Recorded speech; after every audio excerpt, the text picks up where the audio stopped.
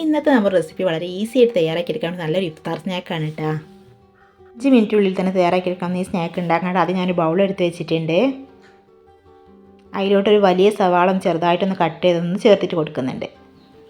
ഇനി ഇതിലോട്ട് ചേർത്ത് കൊടുക്കുന്നത് ക്യാരറ്റാണ്. ഞാനൊരു മീഡിയം സൈസുള്ള ക്യാരറ്റ് ഇതുപോലെ ചെറുതായിട്ടൊന്ന് ഗ്രേറ്റ് ചെയ്തതും കൂടെ ഒന്ന് ചേർത്തിട്ട് കൊടുക്കുക. ഇനി ഞാൻ എടുത്തിട്ടുള്ള കക്കരിയാണ്. ഒരു കക്കരിയുടെ പകുതി ഒന്ന് ചെറുതായിട്ടൊന്ന് കട്ട് ചെയ്ത ഇതും കൂടെ ഒന്ന് ചേർത്തിട്ട് കൊടുക്കുന്നുണ്ട്. ഇനി നമുക്ക് അടുത്തായിട്ട് ഇതിലോട്ട് കുറച്ച് മല്ലിയിലയും ആവശ്യത്തിന് ഉപ്പും കൂടെ ഒന്ന് ചേർത്ത് കൊടുത്ത് നന്നായിട്ടൊന്ന് മിക്സ് ചെയ്തിട്ട് എടുക്കാം. നമ്മളിപ്പോൾ ഇവിടെ മസാലപ്പൊടികളൊന്നും ചേർത്ത് കൊടുക്കുന്നില്ല കേട്ടോ. ഇനി നമുക്കൊന്ന് മാറ്റി വെക്കാം. ശേഷം ഞാനൊരു മിക്സിയുടെ ചെറിയ ജാർ എടുത്ത് വെച്ചിട്ടുണ്ട്. അതിലോട്ട് മുട്ട ഒന്ന് പൊട്ടിച്ച് വെച്ച് കൊടുത്തിട്ടുണ്ട്.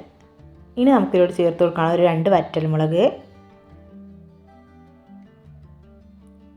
ഒരു 1/2 ടീസ്പൂൺ കുരുമുളക് പൊടി, ഒരു 3 അല്ലി വെളുത്തുള്ളിയും ഒരു ചെറിയൊരു കഷ്ണം ഇഞ്ചി, ഒരു നുള്ളു ഉപ്പ്, ഒരു ചെറുനാരങ്ങയുടെ പകുതി ഒന്ന് കുരു കളഞ്ഞ ശേഷം അതിന് നീരും കൂടെ ഒന്ന് ഇതിലോട്ടൊന്ന് ഒഴിച്ചിട്ട് കൊടുക്കാം. ശേഷം ഇത് നന്നായിട്ട് അടിച്ചിട്ടെടുക്കാം.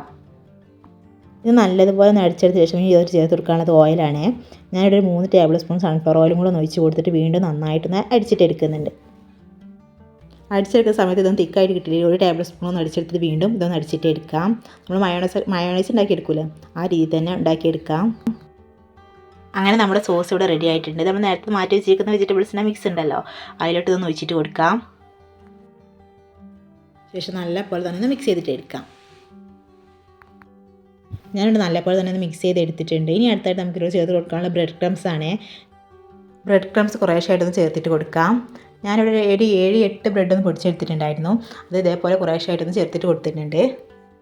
ഇതൊന്ന് മിക്സ് ചെയ്ത് കൊടുത്ത ശേഷം ഒന്ന് ലൂസായിട്ട് തോന്നുകയാണെങ്കിൽ നമുക്ക് വീണ്ടും ഇതൊന്ന് ഷേപ്പ് ചെയ്തെടുക്കുന്ന രൂപം ഉണ്ടല്ലോ, ആ രൂപത്തിലാവുന്ന വരെ ഒന്ന് ബ്രെഡ് ക്രംസ് ഒന്ന് ചേർത്തിട്ട് കൊടുക്കാം.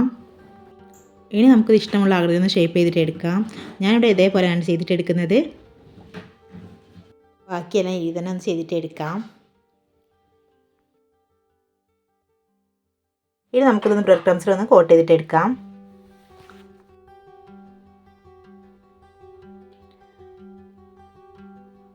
ഇതുപോലെ മുഴുവനായിട്ട് ബ്രെഡ് ക്രംസ് വെച്ചിട്ടൊന്ന് കോട്ട് ചെയ്ത് എടുത്തിട്ടുണ്ട്.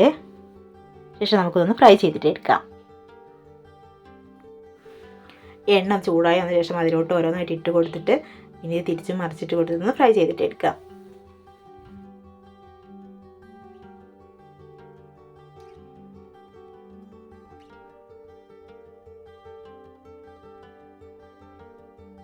ഇതൊന്ന് തിരിച്ച് മറിച്ചിട്ട് കൊടുത്ത ശേഷം ഇതൊന്ന് ഒരുപാട് ബ്രൗൺ കളറാവൊന്നും വേണ്ട, ഒന്ന് ചെറുതായിട്ടൊന്ന് കളറൊന്ന് മാറി തുടങ്ങുമ്പോൾ നമുക്കിതൊന്ന് കോരിയിട്ട് എടുക്കാം.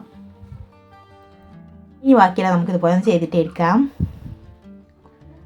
ഇപ്പോൾ വളരെ സിമ്പിളായിട്ട് തയ്യാറാക്കി നല്ലൊരു അടിപൊളി ഇഫ്താർ സ്നാക്കാണ് ഇട്ടത്.